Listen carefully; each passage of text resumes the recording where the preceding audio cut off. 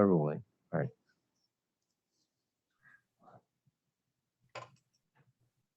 Would you like me to? Yes, go ahead. So Mr. Lewis is being resentenced on attempted robbery in the first degree. The standard range for that particular offense is 96.75 to 125.25 months. The sentence recommended today is 120 months, 10 years. The time served is about 135, so he's done 11.25 years. In this particular instance, the community custody in this matter, which is a Class B felony with a maximum sentence of 10 years, since he's exceeded the maximum, community custody cannot be ordered under RCW 994A 7019. In this instance, Your Honor, the victim is deceased. I think I've expressed to this court that we always notify victims in these circumstances, both by telephone and by letter. But in this instance, the victim is deceased. As far as LFOs, Your Honor, and I think— I'm sorry, I didn't catch the last. Victim is deceased? The victim is deceased. All right, thank you. And as far as LFOs and restitution, Your Honor, we were going to jointly request that process be done by a separate hearing, because we have some discrepancy, some conflicting information that we need to reconcile before we'd be able to address that issue. So we're asking for that to wait until a later date, which we can either address later in this process, or we can address now. And I think as far as the recommendation, that's all. This is a pretty quick instance, Your Honor. I didn't know if we were going to have the opportunity to share a little background, or if you wanted us to skip that process. I think it'd be important for this court and also for the public to understand the background. Yes, Your Honor. Thank you. I wanted to share the historical background here. Under Dan's leadership, starting in 2009, our office started to review 3 strikes cases under the leadership of our chief of staff, Lisa Mannion. That review team identified about 45 cases, which were 3 strikes cases with a predicate robbery in the second degree as one of their strike offenses. When I came into the office, about 2 years after I came into the office, which was 2015, I inherited the list with the direction of supporting these cases where appropriate in a clemency process. To date, we've supported about over 20 cases via that clemency process, and the governor has commuted those sentences. In 2019, Senate Bill 5288 passed, removing robbery in the second degree as a strike-eligible offense, but that law was prospective only. Then following, in 2020, Senate Bill 6164 passed, giving prosecutors the explicit authority to resentence in the interest of justice.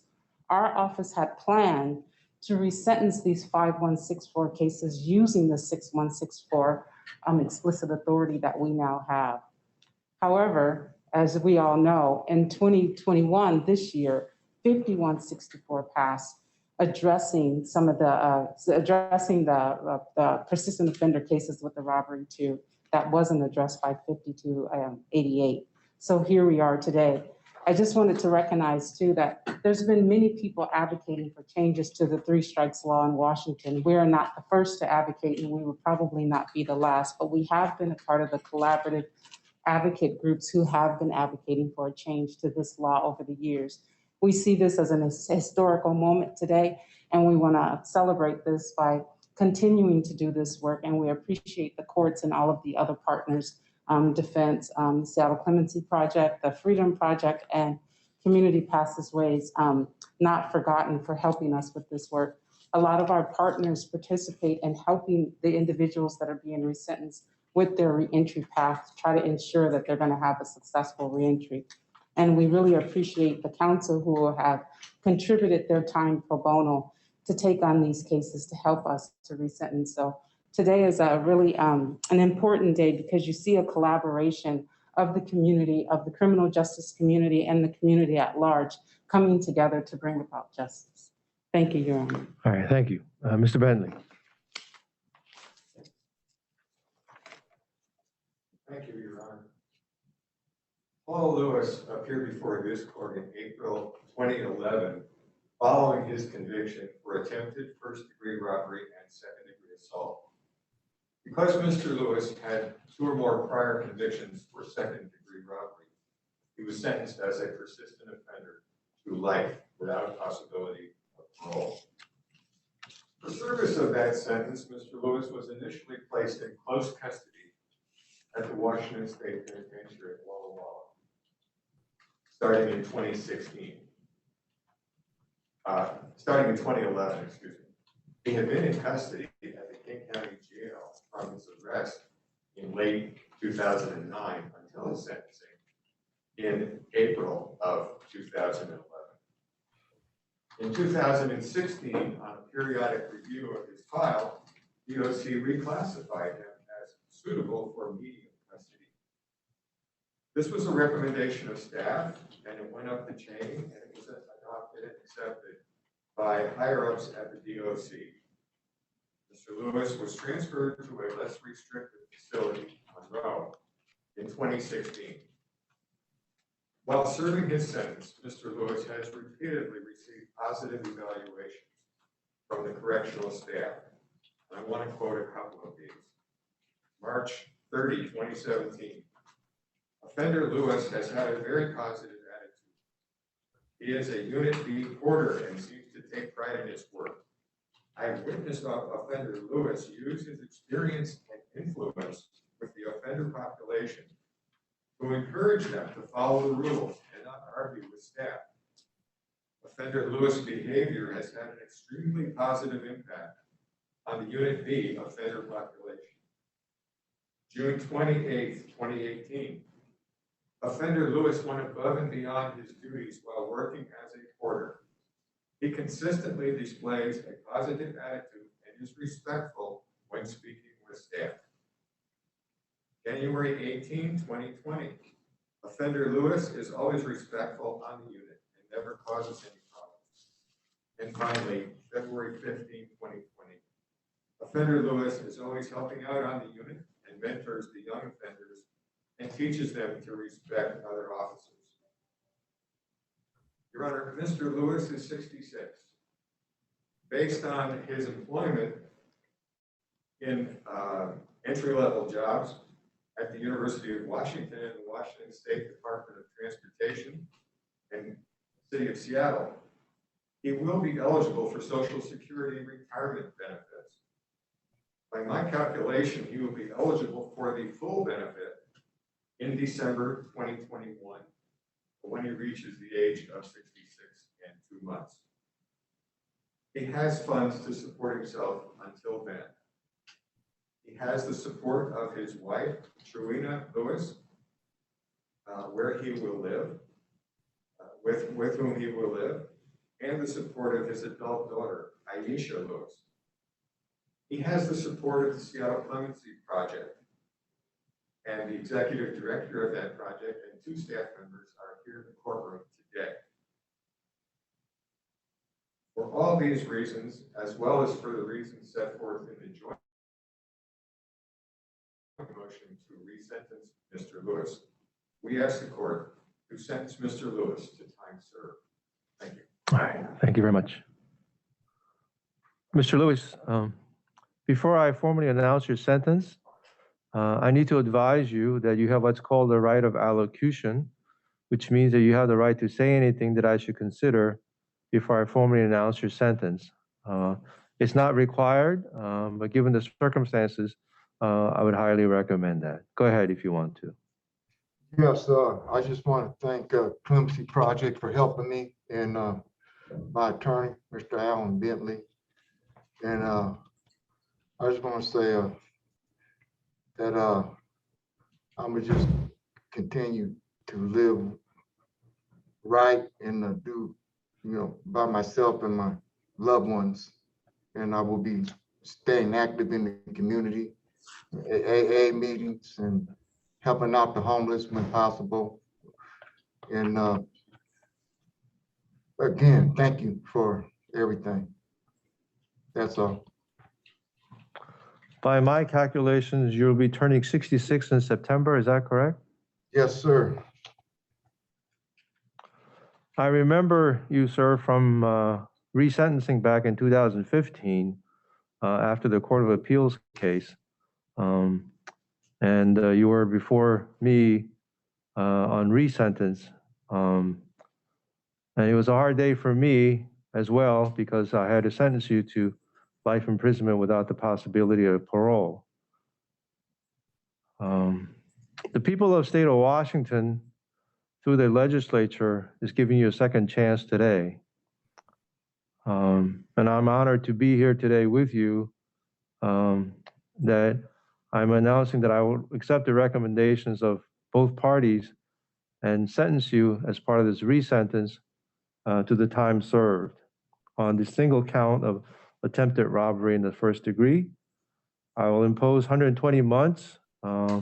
However, given the 135 months that you have served, I will sign a release for you. Because you have served the maximum term, there will be no community custody. There will be, however, the legal financial obligations which counsel talked about, that we will try to set that at a different date. And as a consequence of this judgment and sentence, you lose your right to vote, you lose your right to possess a firearm, you have the right to appeal and collaterally attack the judgment. I would only add that it's not every day that people get an opportunity for a second chance. The people of the state of Washington has given you that second chance, and I hope and pray that you make good use of it and become a productive member of our community. I'm encouraged by what you have said, and I'm encouraged by what your counsel have said about helping others.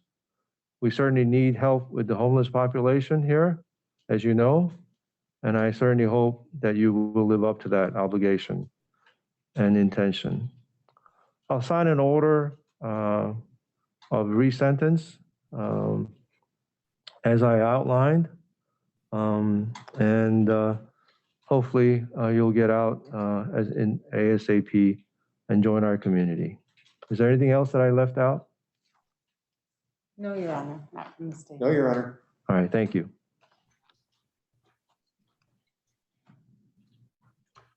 So the only thing that we will need to do is the fingerprinting that we have ready to do here for this. So Correct. when you're ready for that, let me know. Yes. You could actually get started on that. Do you know how to get the all the fingers? All right, good.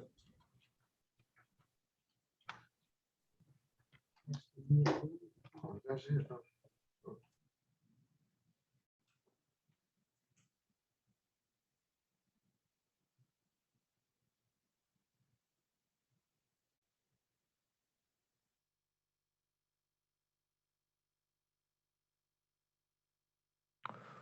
Let the record show that Mr. Lewis is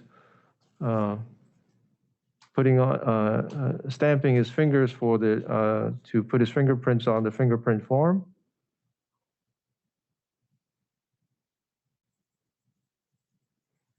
And he has placed his fingerprints on the form at this time.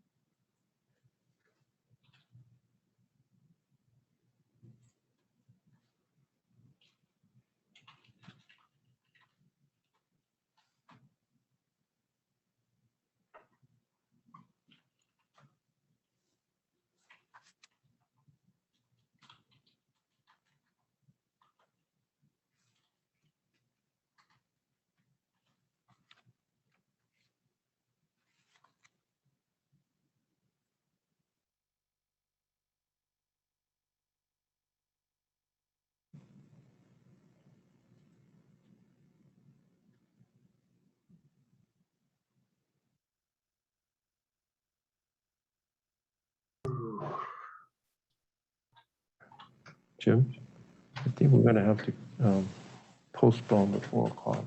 4:30. All right, thank you. All right, can you hold up the form onto the camera just to verify, to verify? All right, thank you. I verify that Mr. Lewis has signed the fingerprint form and has given his fingerprints as well. All right, is there a judgment and sentence form for me to sign? Yes.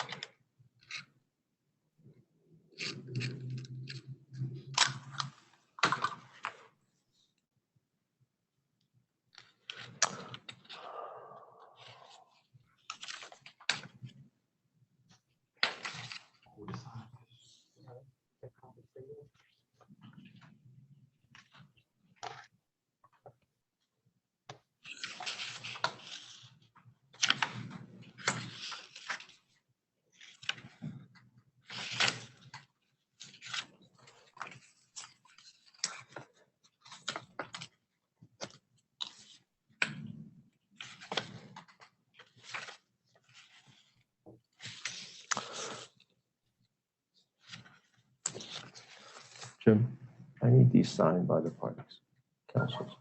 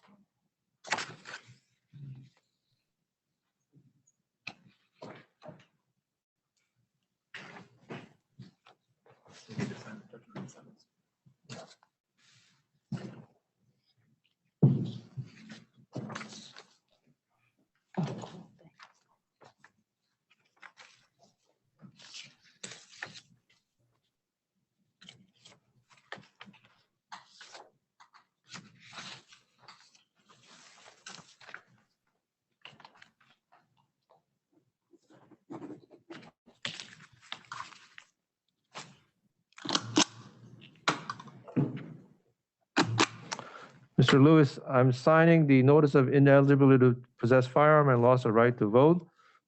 And copy, as you can see here, and copy will be sent to you. And because you're not here presently with me. Mr. Lewis has also given his rights on appeal, and she'll get a copy of this notice as well.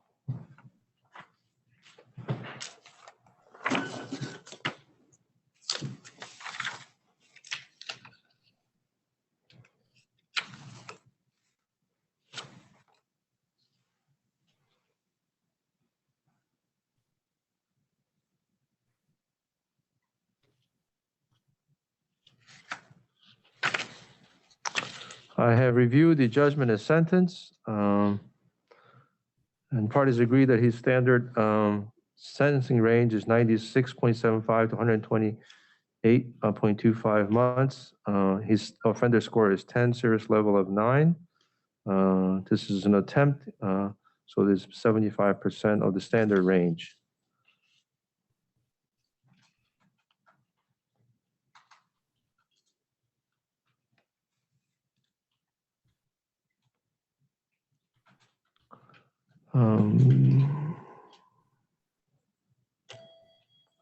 Restitution will be set at a date future. Does your client waive presence at his restitution hearing? Yes, Your Honor. All right, thank you.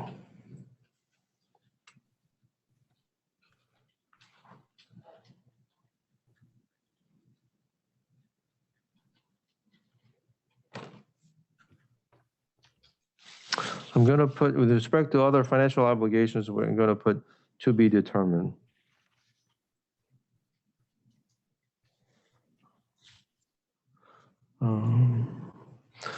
He's already given his DNA sample, has he not? Do we need? That's our understanding. Let me make sure. Yes, Your Honor. In fact, one of the legal financial obligations that he has or had was the fee for the collection of that. Okay, so, all right. I'm not going to order it. There is a mandatory $500 victim penalty assessment, but again, those will be discussed at a future date.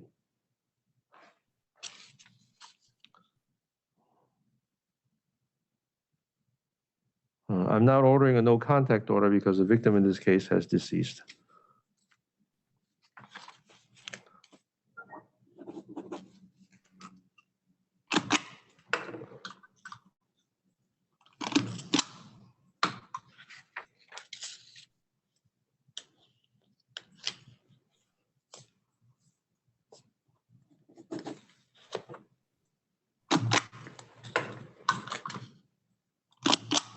I'm signing the fingerprint form in the blank form, Matt, because Mr. Lewis has signed the fingerprints and given his fingerprints while in custody. All right, I've signed the judgment and sentence. It comports with my oral ruling. Last but not least, I'm signing his order of release from Department of Corrections. All right. I've signed the JNS and all the forms and given back to the clerk. All right, thank you, Mr. Lewis. Good luck to you, and thanks for everyone for their cooperation and their hard work in this matter. Thank you. All right, that concludes our resentence for Mr. Lewis.